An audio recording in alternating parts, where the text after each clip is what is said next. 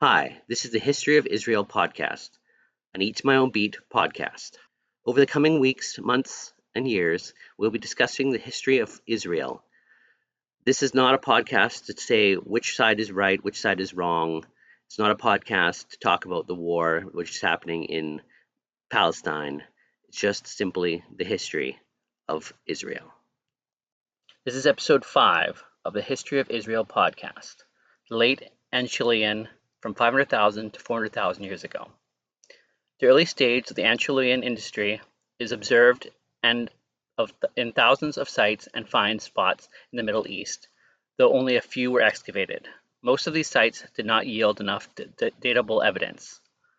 The site of the Lake Ram in the Golan Heights was dated based on the basalt flow levels and above to the unknown time span between 800,000 to 233,000 years ago.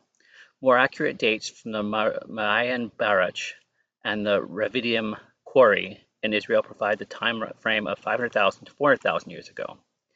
Late Acheulian sites and finds are found spread all across the regions of the Levant, including desert regions in modern-day Saudi Arabia and Jordan, primarily associated with oases, as well as the coastal plains and rift valleys of Israel, Lebanon, and Syria.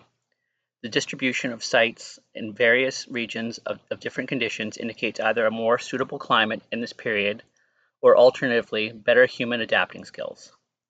The earliest cave sites also appear in this stage. Unlike the earlier Acheulian industries in the Levant, flint is the primary material used for tool making, with hand axe being the primary tool. The tool makers developed different variants of hand axes, different in shape and function, which replaced other tools such as cleavers.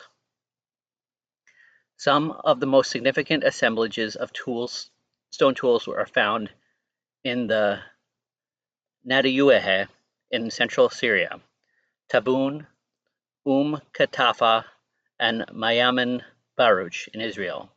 These sites yielded an enormous amount of stone tools, reaching several thousand.